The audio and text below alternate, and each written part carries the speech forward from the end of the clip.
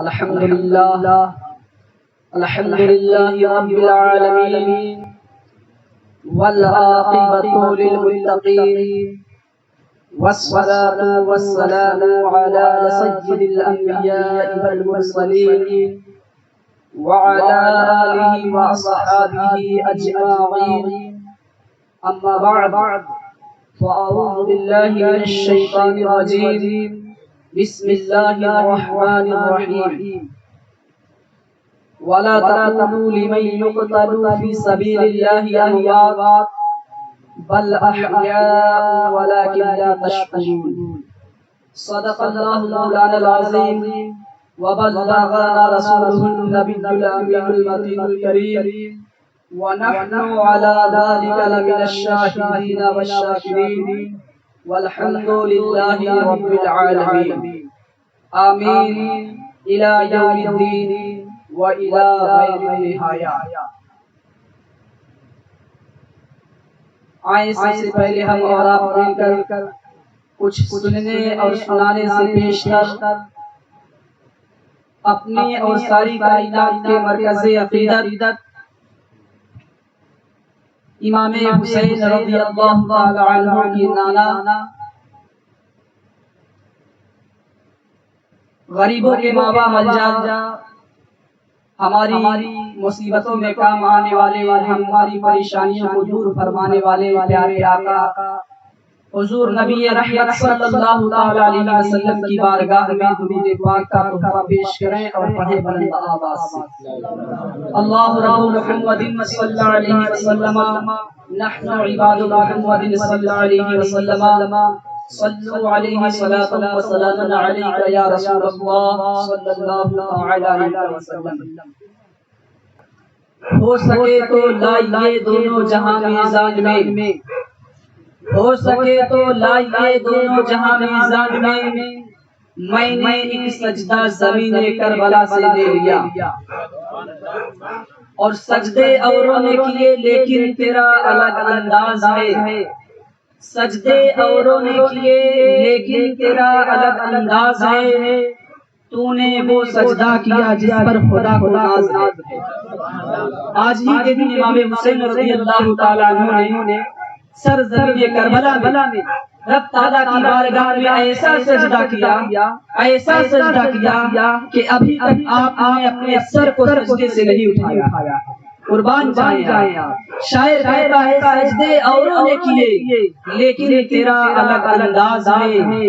تو نے وہ سجدہ کیا جس پر خدا کو ناز ہے.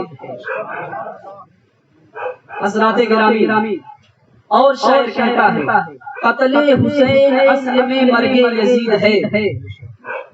قتل حسین اصل میں مرگ یزید ہے. اسلام زندہ ہوتا ہے ہر کربلا کے بعد. اسلام زندہ ہوتا ہے ہر کربلا کے بعد. عزیزان ملت اسلامیہ، حضرت امام حسین رضی اللہ تعالی عنہ جن کی یادگار میں ہم اور آپ بیٹھے ہوئے 5 شعبان المعظم کو 4 ہجری میں مدینہ المنورہ میں پیدا ہوئے. آپ کے والد گرامی حضرت مولا علی مشکل کشا رضی اللہ تعالی عنہ اور آپ کے نانا جان سید الانبیاء والمرسلین حضور رحمت للعالمین صلی اللہ علیہ وسلم اور آپ کی ماں خاتون جنت حضرت فاطمہ زہرا رضی اللہ تعالی عنہا اور آپ کی نانی جان حضرت خدیجہ کبریٰ رضی اللہ تعالی عنہا. یہ وہ شخصیتیں ہیں جن کا شمار آپ پنجتن پاک میں، جن کا شمار اہل بیت اطہار میں ہوتا ہے. اور کیسی کیسی شخصیتیں کہ والد گرامی ہیں وہ مولا امیر المومنین ہیں، مشکل کشا ہے، خلیفۃ المسلمین. اور امی جان ہیں تو وہ جنت میں جنتی عورتوں کی سردار ہیں. سبحان اللہ. خاتون جنت ہیں اور نانی حضرت خدیجہ کبریٰ رضی اللہ تعالی عنہا ام المومنین. ہمارے سرکار کی بیوی پیاری بیوی ہے ام المومنین جو تمام مومنین کی ماں ہے. اور سرکار حضور نبی کریم صلی اللہ علیہ وسلم آپ کے نانا ہیں. آپ خود اندازہ فرمائیں کہ جن کی نسبت اتنی بلند و بالا ہے کہ اگر والد گرامی ہیں تو وہ حضرت علی ہیں، اور اگر والدہ محترمہ ہیں تو وہ خاتون جنت ہیں، اور نانی جان ہے تو وہ ام المومنین ہیں، اور نانا ہے تو وہ سید الانبیاء والمرسلین ہیں، وہ جو ہے سید الانبیاء والمرسلین ہیں. آپ خود ہی اندازہ فرمائیں کہ جن کی نسبت اتنی بلند و بالا ہے ان کی شان کو ہم کیسے پہچان سکتے ہیں، ان کے مقام اور مرتبے کو ہم کیسے جان سکتے ہیں، کیسے اندازہ لگایا جا سکتا ہے کہ آپ کتنے بڑے گھرانے سے تعلق رکھتے ہیں. عزیزان ملت اسلامیہ، اس تفصیل سے آپ نے یہ جانا کہ امام حسین رضی اللہ تعالی عنہ ہمارے آقا صلی اللہ تعالی علیہ وسلم کے نواسے تھے. کون تھے؟ نواسے تھے. اور حضرت محمد صلی اللہ تعالی علیہ وسلم اپنے پیارے نواسے امام حسین سے بڑی محبت فرمایا کرتے تھے، خوب محبت تھی سرکار کو. حدیث پاک مجھے یاد آ رہی ہے، حضرت ابو ہریرہ رضی اللہ تعالی عنہ فرماتے ہیں نبی کریم صلی اللہ تعالی علیہ وسلم مسجد نبوی شریف میں تشریف لائے، ارشاد فرماتے ہیں چھوٹا بچہ کہاں ہے، یعنی امام حسین رضی اللہ تعالی عنہ. اتنا سننا تھا امام حسین رضی اللہ تعالی عنہ دوڑتے ہوئے نبی کی بارگاہ میں حاضر ہوتے ہیں، نانا جان کی بارگاہ میں حاضر ہوتے ہیں. اللہ کے رسول صلی اللہ علیہ وسلم نے حضرت امام حسین رضی اللہ تعالی عنہ کا منہ کھول کر لبوں پر بوسہ دیا، ارشاد فرمایا اللہم انی احبک واحبہ من یحبک، کہ پروردگار عالم میں امام حسین سے محبت کرتا ہوں، تو بھی اس سے محبت فرما اور اس سے بھی محبت فرما جو امام حسین سے محبت. نبی کریم صلی اللہ علیہ وسلم نے کیا دعا فرمائی کہ اے پروردگار عالم میں امام حسین سے محبت کرتا ہوں، تو بھی اس سے محبت فرما اور اس سے بھی محبت فرما جو امام حسین سے محبت کرے. یعنی سرکار نے امام حسین کے لیے تو دعا کیا ہی کہ اے اللہ تو ان سے محبت فرما، لیکن جو امام حسین سے محبت کریں گے ان کے لیے بھی سرکار نے فرمایا کہ اے پروردگار عالم سے بھی محبت فرما جو لوگ امام حسین سے محبت کرتے ہیں یا کریں گے. پتہ چلا کہ جو لوگ امام حسین سے محبت کرتے ہیں آج یہاں پر جو امام حسین کی یاد میں بیٹھے ہوئے ہیں، ان کی محبت میں بیٹھے ہوئے ہیں، عقیدت میں بیٹھے ہوئے ہیں، الفت میں بیٹھے ہوئے ہیں، اللہ رب العزت ان بندوں سے بھی محبت فرماتا ہے، کیونکہ آپ لوگوں کے دلوں میں حضرت امام حسین رضی اللہ تعالی عنہ کی محبت ہے، عقیدت ہے. اور یہ محبت ہی کا نتیجہ ہے کہ آپ ان کا ذکر سن رہے ہیں، محفل کو سجایا ہے. جب محبت دل میں رہتی ہے تبھی آدمی محفل کا انعقاد کرتا ہے، تبھی اللہ رب العزت توفیق دیتا ہے. تو ہر کوئی ایسی محفل کا انعقاد نہیں کرتا ہے، بلکہ اللہ رب العزت جسے توفیق دیتا ہے وہ ایسی پاک اور مقدس محفل کو اپنے گھر پہ سجاتا ہے، اپنے گاؤں میں ایسی محفل کا انعقاد کرتا ہے. اور اس محفل پاک کو سجانے کے لیے جو پیسے صرف ہوتے ہیں وہ بھی ثواب کام میں صرف ہوتے ہیں، خرچ ہوتے ہیں، اور اللہ رب العزت اجر عظیم عطا فرماتا ہے. حضرت ابو بکر صدیق رضی اللہ تعالی عنہ خلیفہ اول نبی کریم صلی اللہ علیہ وسلم کے جانثار ساتھی، وہ فرماتے ہیں من انفق درہما علی مولد النبی صلی اللہ علیہ وسلم کان رفیقی فی الجنہ، کہ جس نے میلاد رسول کی محفل میں ایک درہم بھی خرچ کیا وہ جنت میں میرا ساتھی ہوگا. جس نے ایک درہم بھی خرچ کیا وہ جنت میں میرا ساتھی ہوگا. اور آپ خود سمجھ سکتے ہیں کہ جنت میں کوئی کسی کا ساتھی کب ہوگا؟ جب وہ جنتی ہوگا نا. پتہ یہ چلا کہ حضرت ابو بکر صدیق رضی اللہ تعالیٰ عنہ نہ یہ کہ جنت میں جانے کی بشارت دے رہے ہیں بلکہ جنت میں رفاقت کی بھی بشارت دے رہے ہیں کہ اے میرے میلاد میں پیسہ صرف کرنے والوں، پیسہ خرچ کرنے والوں، تمہیں جنت بھی نہیں ملے گی بلکہ جنت میں میرا ساتھ بھی ملے گا، تم جنت میں میرے ساتھ میں ہوگے. عزیزان ملت اسلامیہ، نبی کریم صلی اللہ علیہ وسلم نے دعا فرمائی کہ اے اللہ امام حسین سے محبت، اسی محبت کا نتیجہ اور ثمرہ ہے کہ انسان تو انسان، جانور بھی میرے امام حسین رضی اللہ تعالیٰ عنہ سے بے پناہ محبت کیا کرتے تھے۔ ایک روایت میں ہے کہ نبی کریم صلی اللہ علیہ وسلم کی بارگاہ میں ایک بار ایک صحابی رسول ایک ہرنی کا چھوٹا سا بچہ لے کر حاضر ہوئے اور سرکار کی بارگاہ میں تحفہ پیش کیا۔ اس وقت امام حسین رضی اللہ تعالیٰ عنہ کے بڑے بھائی حضرت امام حسین نانا کی خدمت میں تھے۔ انہوں نے چھوٹے سے بچے کو دیکھا، ہرنی کا بچہ تھا، تو گھر اٹھا لائے کھیلنے کے لیے۔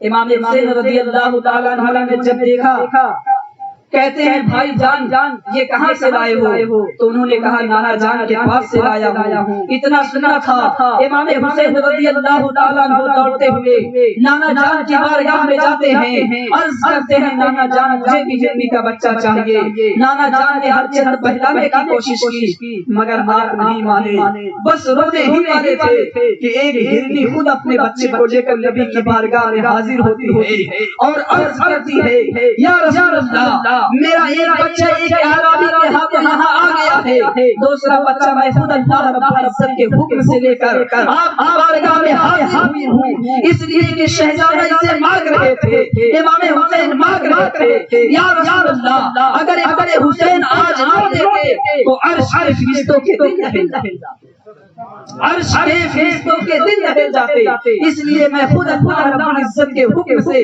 ہرنی کا بچہ لے کر آپ کی بارگاہ میں حاضر ہوئی ہوں۔ آپ امام حسین کو دے دیں۔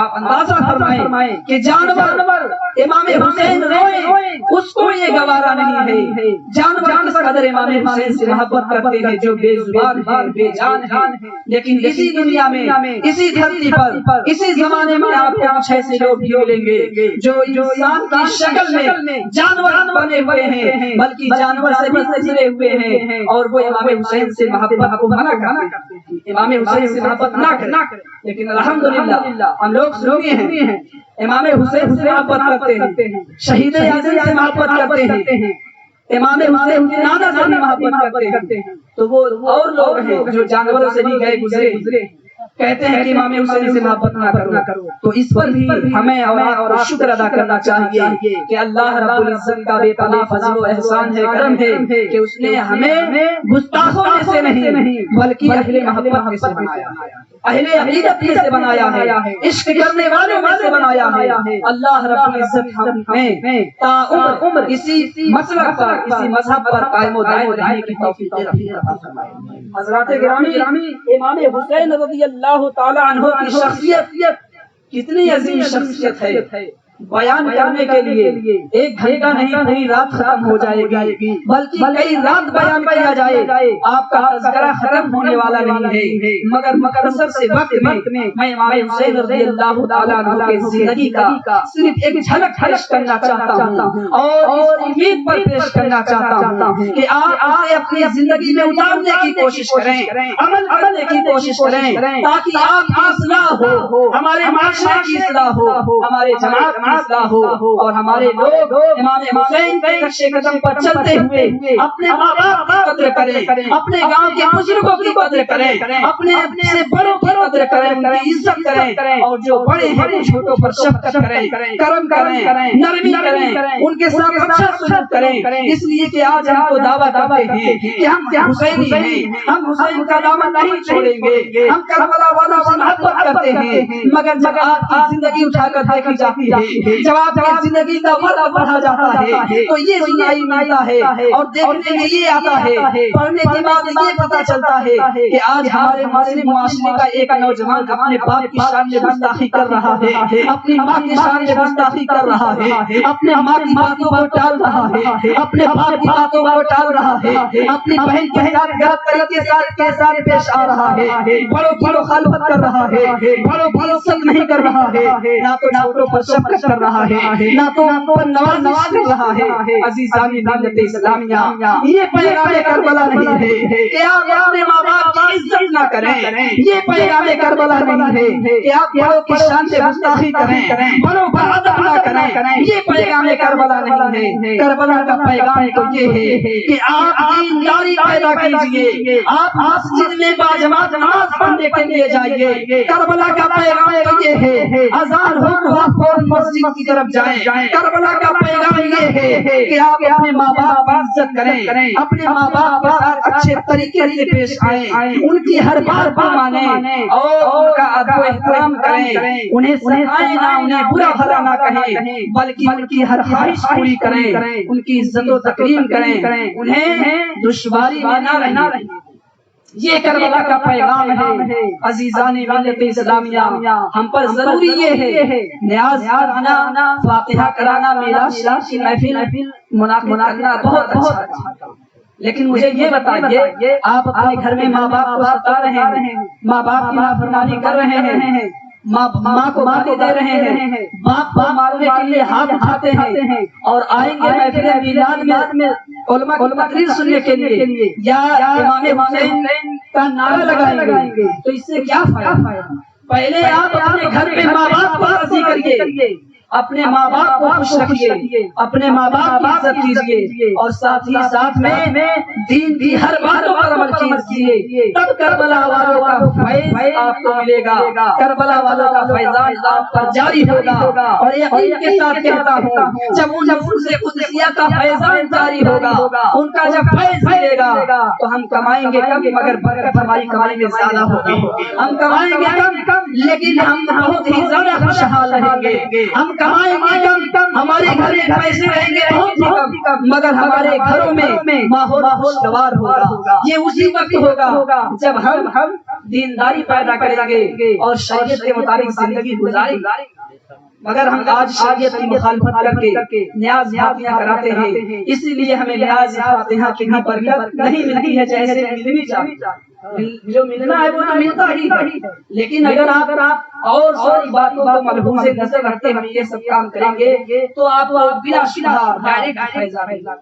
اس لیے آپ حضرات دینداری پیدا کرنے کی کوشش کریں۔ امام حسین رضی اللہ تعالیٰ عنہ اللہ رب العزت کی بارگاہ میں بہت ہی محبوب و مقبول ہے۔ میں واقعہ نہ سنا کر آئیے میں آپ کو اور دوسری باتیں بتاؤں اور اپنی گفتگو جلد سے ختم کروں، اس طرف میں پڑھوں۔ آج 10 محرم الحرام کا دن ہے۔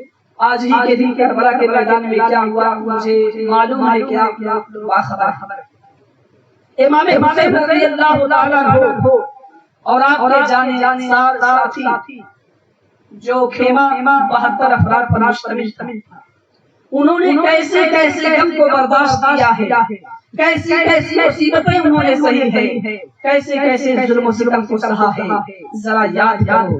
آج تو ہم پر کچھ بھی نہیں ہے، آج نہ تو ہم پر ظلم و ستم ہو رہا ہے، نہ تو ہمارے یہاں کسی چیز کی کمی ہے۔ ہم دن میں 3 مرتبہ پیٹ بھر کر کھانا کھاتے ہیں، اس کے بعد نہ جانے کئی بار چائے پانی پیتے رہتے ہیں، کھاتے پیتے رہتے ہیں، ناشتہ کرتے رہتے ہیں، اور ہنسی خوشی کے ساتھ اپنے دوستوں کے ساتھ ہیں، اپنے گھر پہ ہیں، اپنے ماں بہن کے ساتھ ہیں، اپنے بال بچوں کے ساتھ ہیں، اپنے گاؤں میں ہیں، اپنے دوست و احباب کے ساتھ ہیں۔ مگر ذرا یاد کرو ان نفوس قدسیہ کو کہ جنہوں نے مدینہ منورہ کی سرزمین پر رہتے ہوئے ایک دن ایسا بھی آیا کہ انہوں نے مدینہ منورہ کو چھوڑنے کا ارادہ کر لیا۔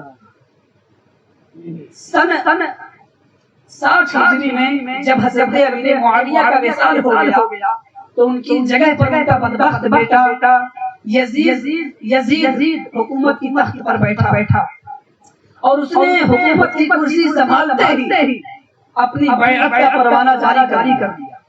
پروانہ جب جاری کیا تو آرڈر کیا کہ سارے لوگ ہم پر بیعت کریں،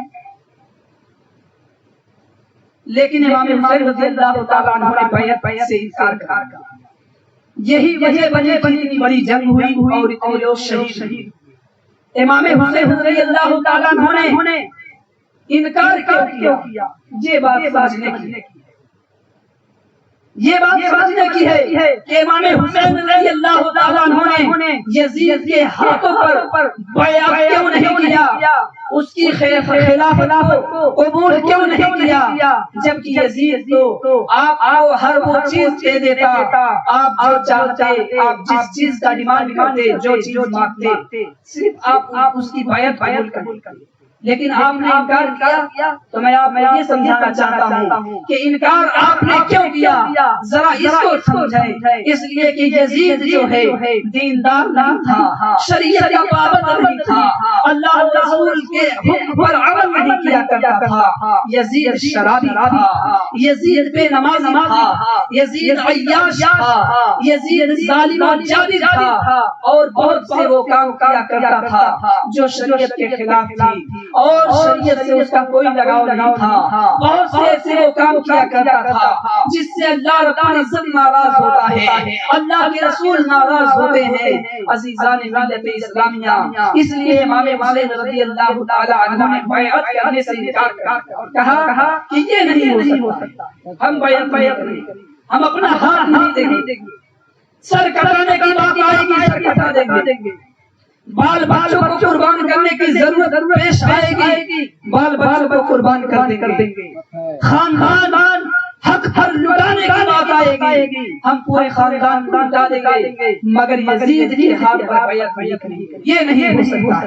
جبکہ اسی زمانے میں بہت سے لوگ ڈر گئے یزیدیوں سے، اس کے لشکر سے، فوج سے، اور بہت سے لوگوں نے بیعت شروع کر دی، اس کے مرید ہو گئے، اس کے جو اس کو اپنا مطلب حاکی تسلیم کر لیا۔ لیکن امام حسین اور آپ کے ساتھ چند جانشدار آپ کے ساتھی آپ کی بات پر ڈٹے رہے کہ ہم یزید کی بیعت قبول نہیں کر سکتے ہیں، اس لیے کہ وہ شریعت کی مخالفت کرتا ہے، ظالم و جابر ہے، شرابی ہے، بے نمازی ہے۔ عزیزان ملت اسلامیہ، یقین جانو اگر نبی کریم صلی اللہ علیہ وسلم کے پیارے نواسے امام حسین نے یزید کی بیعت قبول کر لی ہوتی تو آج شرابی کو شراب پینے کی اجازت مل جاتی، زانی کو زنا کرنے کی اجازت مل جاتی، ظالم کو ظلم کرنے کی اجازت مل جاتی، بدکاروں کو بدکاری کرنے کی اجازت مل جاتی، اور بے نمازی کو نماز چھوڑنے کا حوصلہ مل جاتا، اور جب ایسا ہو جاتا تو دین کا ڈھانچہ لڑکھڑا جاتا۔ اس لیے امام حسین نے بیعت کرنے سے انکار کیا، کہا یہ نہیں ہو سکتا ہے۔ یزید اور اس کے فوج کے لوگ اصرار پر اصرار کرتے رہے، مگر امام حسین رضی اللہ تعالیٰ عنہ انکار کرتے رہے۔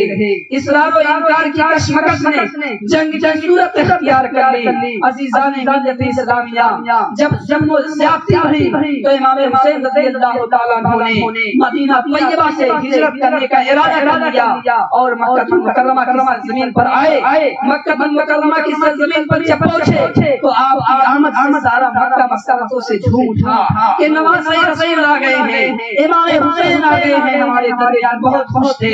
مگر ابھی امام حسین رضی اللہ تعالیٰ عنہ نے زیادہ تک قیام نہیں کیا تھا کہ وہاں پر جو بھی ہے آپ پر ظلم و زیادتی شروع ہو گئی، وہاں بھی یہی بات پیش آئی کہ آپ یزید کی بیعت قبول کریں، اور ادھر کوفہ سے پیدل مطالبات کہ امام حسین آپ کوفہ چلے آئیے، خطوط آ رہے تھے، ہمیں ایمان کی ضرورت ہے، آپ کوفہ چلے آئے۔ امام حسین رضی اللہ تعالیٰ عنہ نے حالات کے پیش نظر مکہ میں رہنا مناسب نہ سمجھا اور وہاں سے کوفہ کے ارادے سے نکلے، مگر قسمت نے آپ کو کربلا پہنچا دیا۔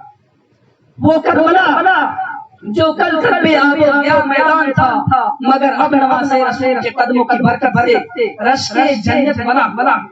عزیزان ملت اسلامیہ، امام حسین رضی اللہ تعالیٰ عنہ ابھی کوفہ میں پہنچے ہی نہیں تھے کہ ایک جماعت آپ سے مل جاتی ہے، یزید کی بیعت پر یہ کہتی ہے، آپ انکار کر دیتے ہیں، اور کئی دنوں تک گفت و شنید کا سلسلہ چلتا رہا، مگر آپ ذرہ برابر شریعت سے ہٹنے کے لیے تیار نہیں تھے، اپنی باتوں پر ڈٹے تھے۔ عزیزان ملت اسلامیہ، ڈٹے رہے یہاں تک کہ جب آپ میں کوئی رسک نظر نہیں آئی اور وہ لوگ ظلم و زیادتی کرتے رہے، آپ نے 7 محرم الحرام 2 محرم الحرام کو کربلا کی زمین پر اپنا پاؤں ڈال دیا، اپنا خیمہ گاڑ دیا اور وہ لوگ آپ پر ظلم و زیادتی کرنے لگے، مگر جب ہمارے امام کی جانب سے کوئی لچک نظر نہیں آئی تو انہوں نے 7 محرم الحرام کو پانی بھی بند کر دیا اور نہر فرات پر پیرا بیٹھا دیا کہ اب کوئی بھی حسین کی دھار سے پانی نہیں پی سکتا ہے۔ اگر ایک قطرہ بھی پانی حسین کے خیمے میں جاتا ہے تو نتیجہ بہر جلالت میں نکلے گا، اس لیے پیرا لگا دیا گیا، کوئی بھی حسینی پانی نہ پینے پائے۔ عزیزان ملت اسلامیہ، مہینوں سے سفر میں تھے، کھانا پہلے سے ختم ہو گیا تھا، اب پانی پر بھی پابندی لگا دی۔ شاید یزیدیوں نے پانی اس لیے بند کیا تھا کہ اس لیے امام حسین ڈر جائیں گے کہ ان کے بچوں کو پیاس کی ضرورت پڑے گی، بیویوں کو پیاس کی ضرورت پڑے گی، اس لیے امام حسین ڈر کر ہماری بات مان جائیں گے، بیعت کر لیں گے، مگر قربان جائیے امام حسین قدسیہ پر، ان کربلا والوں پر۔ ایسے وقت میں بھی آپ نے پانی سے کوئی سمجھوتا نہ کیا، گویا زبان حال سے یہ پیغام دے رہے تھے کہ سر کٹا سکتے ہیں لیکن سر جھکا نہیں سکتے۔ غلام مصطفیٰ ہیں، سر کٹا سکتے ہیں مگر سر نہیں جھکا سکتے، مگر آج ہم امام حسین کے طریقے سے بالکل ہٹے ہوئے نظر آ رہے ہیں، اس لیے کہ یزید شرابی تھا، شریعت کا مخالف تھا، شریعت کی مخالفت کرتا تھا، جس کی وجہ سے ہمارے امام نے اسے امام تسلیم نہ کیا، اس کی غلط حرکتوں کی بنیاد پر آج وہی ساری غلط حرکتیں ہمارے اندر آ گئی۔ آج شراب ہمارے معاشرے کا ایک نوجوان پی رہا ہے، جوئے کے اڈوں پر بیٹھ کر ہمارے بچے جو ہے کھیلتے ہیں اور کی بیٹی بہن پر بری نظر آج معاشرے کا ایک نوجوان ڈال رہا ہے، ماں باپ کی بے حرمتی ایک مسلم لڑکا کر رہا ہے۔ یہ سب یزیدیوں کا طریقہ ہے، حسینیوں کا طریقہ نہیں ہے۔ حسینیوں کا طریقہ تو یہ ہے کہ ماں باپ کی عزت کی جائے، نماز بھی پنجگانہ مسجد میں جا کر ادا کیا جائے، شریعت کی ہر باتوں پر عمل کیا جائے، بزرگوں کی عزت کی جائے، پابندی کے ساتھ رہا جائے۔ یہ یزیدیت اور ہمارے اندر پیدا ہو گئی ہے، جس کو ہمیں اپنی ذات سے نکالنا ضروری ہے۔ اگر نہیں نکالیں گے تو یاد رکھیے انشاءاللہ میدان محشر میں اس کا مواخذہ آپ سے ہوگا اور آپ وہاں اس کا بدلہ نہیں چکا سکتے۔ یہی ہوگا کہ آپ کو اللہ رب العزت کا عذاب نازل ہوگا، آپ اللہ رب العزت کے عذاب میں مبتلا ہو جائیں گے۔ اس لیے ڈرو ان سے، جہاں حساب دینا پڑے گا، جہاں جواب دینا پڑے گا، جہاں ایک منٹ آپ کا پوچھا جائے گا کہ ایک منٹ آپ نے کہاں گزارا تھا، آپ نے کہاں بتایا تھا، آپ نے 1 گھنٹہ 24 گھنٹہ کہاں گزارا تھا، آپ سے ایک منٹ کا جہاں حساب لیا جائے گا وہاں کے بارے میں آپ سوچئے اور ڈریے، اندازہ لگائیے کہ وہاں ہمارا حال کیا ہوگا اور وہاں ہم کیسے کیا کر پائیں گے۔ اس لیے کہیں اللہ رب العزت کا عذاب آپ پر نازل نہ ہو، اس لیے آج ہی آپ توبہ کریں اور اپنے اندر سے یزید نکالنے کی کوشش کریں۔ امام حسین رضی اللہ تعالیٰ عنہ نے جاتے ہمیں سجدہ کی عظمت کا سبق دیا ہے۔ امام حسین نے سجدے کی حالت میں اپنا سر کٹایا ہے، گویا وہ نے ہمیں یہ پیغام دیا ہے کہ اے لوگو تم بھی دنیا میں رہتے ہو، تم بھی سب کچھ تو بھول جانا مگر سجدے کو نہ بھولنا۔ دیکھو حسین جا رہا ہے، سب کچھ بھول گیا ہے مگر سجدے کو نہیں بھولا ہے، اس لیے تم بھی دنیا میں رہتے ہو، کبھی سجدے کو نہ بھولنا، اللہ رب العزت کی عبادت کو نہ بھولنا۔ تو یہ امام حسین رضی اللہ تعالیٰ عنہ نے ہمیں یہ پیغام دیا ہے۔ اللہ رب العزت کی بارگاہ میں دعا ہے کہ آپ اس پر عمل کرنے کی کوشش کریں، امام حسین کے طریقے کو اپنائیں اور نماز باجماعت پڑھنے کی کوشش کریں۔ وما توفیقی الا باللہ وما علینا الا البلاغ وآخر دعوانا ان الحمد للہ رب العالمین۔ اس میں نے جو کچھ بیان کیا ہے، جو کچھ حق ہے، صحیح ہے، درست ہے، وہ میرے رب کی جانب سے ہے، اور جو کچھ بیان میں غلطی ہوئی ہے وہ میری سے ہے۔ اللہ رب العزت ہم سب کو عمل کرنے کی توفیق عطا فرمائے۔ السلام علیکم ورحمۃ اللہ وبرکاتہ۔